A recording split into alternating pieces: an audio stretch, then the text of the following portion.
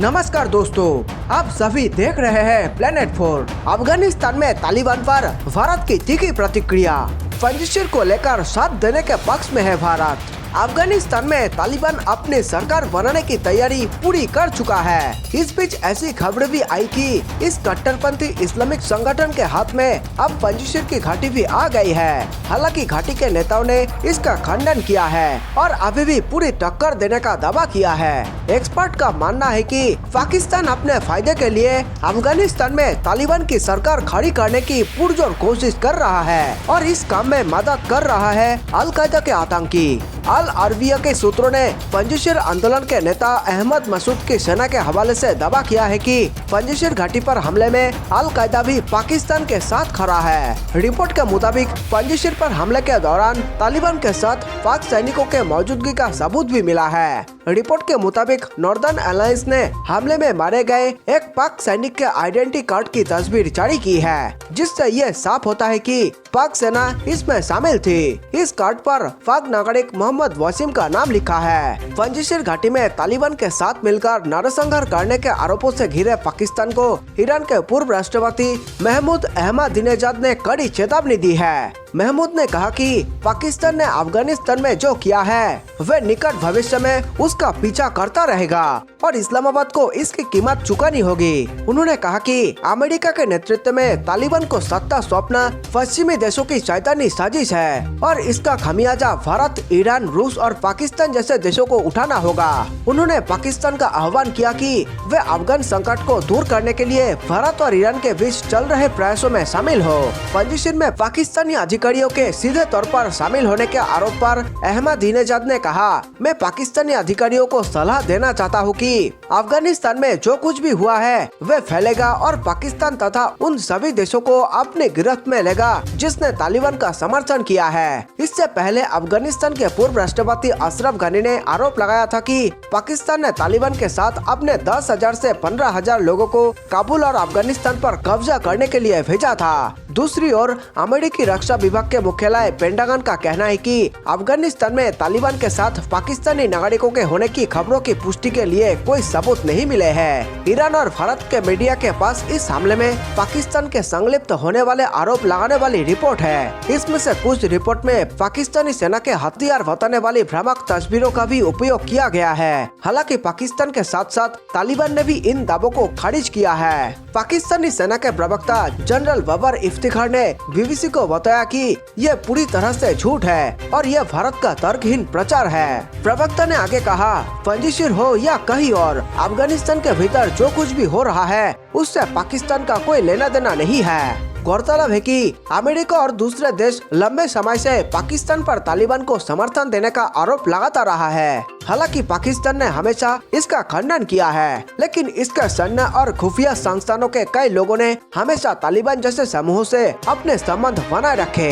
भारत अब तक अमेरिका के पूरी तरह से अफगानिस्तान छोड़ने का इंतजार कर रहा था। अमेरिकी सैनिकों ने 31 अगस्त को पूरी तरह से अफगानिस्तान छोड़ दिया। इसके बाद तय हो गया कि अब अफगानिस्तान का भविष्य पूरी तरह तालिबान के हाथ में है। ऐसे में भारत को नए अफगानिस्तान से नए सिरे से रिश्ते बनाने के लिए अपने डिप्लोमेसी में बदलाव करना पड़ा।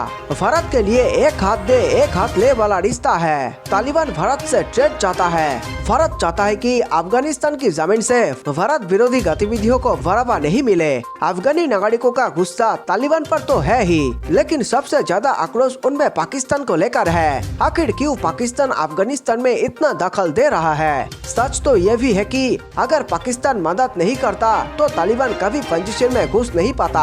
हालांकि अभी भी पंजशीर की लड़ाई खत्म नहीं हुई है। वहाँ तालिबान के ठिकानों पर हवाई हमले की खबरें हैं। पंजशीर घाटी में हवाई हमले की खबर आई है। तालिबान के ठिकानों पर अज्ञात सैन्य विमानों ने हवाई हमला किया है। इस हमले में बड़ी तादाद में तालिबानी लड़ाकों के मारे जाने की खबर है। ये विमान किस देश के थे ये फिलहाल साफ नहीं है। हालांकि कुछ लोग इसे रूस या ताजिकिस्तान का साथ देने का शक जता रहे हैं, लेकिन बात यह है कि ताजिकिस्तान एयरबेस से भारत ने अपने लड़ाकू हमले कराए। जिससे पंजशीर की धरती से तालिबानी को मार गिराया।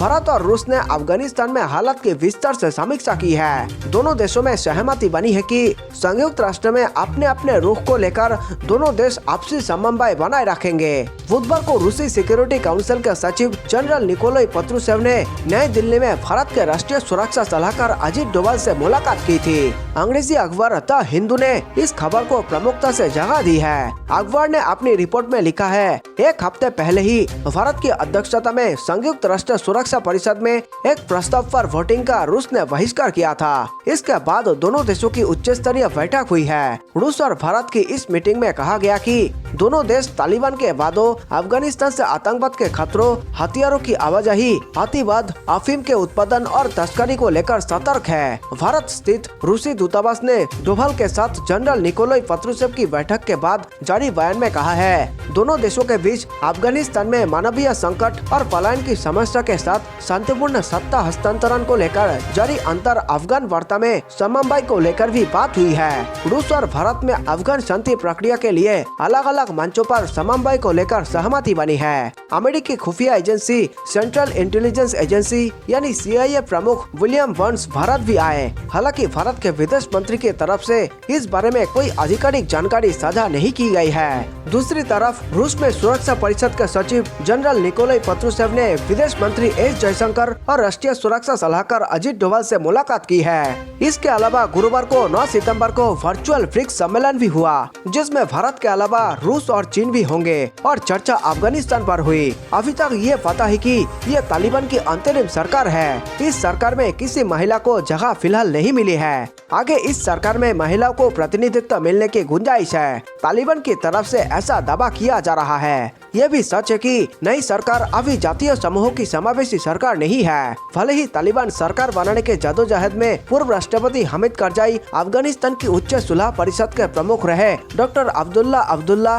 पूर्व प्रधानमंत्री गुलबुद्दीन हिकमत यार 2012 में तालिबान विद्रोहियों के साथ शांति वार्ता करने के लिए चुने गए प्रतिनिधि सलाउद्दीन रब्बानी से मुलाकातें करते दिखे, लेकिन इनमें से किसी को कोई मंत्री पद नहीं दिया गया। इन तमाम बातों को गिनाते हुए अफगानिस्तान में पूर्व में भारत के राजदूत रहे राकेश सूद कहते हैं, अब भी कोई ये सोच रहा है कि तालिबान की नई सरकार पुरानी सरकार से अलग होगी, तो उन्हें सपना देखना छोड़कर जाग जाना चाहिए। नई सरकार पर पुराने तालिबान की पूरी छाप है, साथ ही पाकिस्तान की खुफिया एजेंसी ISI की भी छाप है। अब पूरी तरह से साफ है कि ISI के प्रमुख लेफ्टिनेंट जनरल फैज हमीद वहाँ यही संदेश देने पहुँचे थे कि हमारी मर्जी से ही अफगानिस्तान में काम होता है। जानकार मानते हैं कि अफगानिस्तान मसले पर भले ही भारत बहुत कुछ बदलने की हैसियत नहीं रखता हो, लेकिन वहाँ की राजनीति भारत को प्रभावित करने की क्षमता जरूर रखती है। इस वजह से प्रधानमंत्री और सर्वोच्च नेता भारत के लिए दूसरे देशों की ही तरह अहम होंगे। तालिबान की तरफ से भारत के अलावा चीन और रूस को भी आश्वासन मिला था कि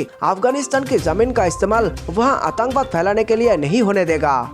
इस खबर पर अपनी राय पूरे अधिकार के साथ जरूर बताएं और देश और दुनिया की बड़ी खबरों के लिए देखते रहिए Planet 4। और हाँ, ये खबर पसंद आई तो वीडियो को लाइक करें और चैनल को सब्सक्राइब करें। मिलते हैं एक नए वीडियो के साथ, तब तक के लिए स्वीकार करें हमारा नमस्कार।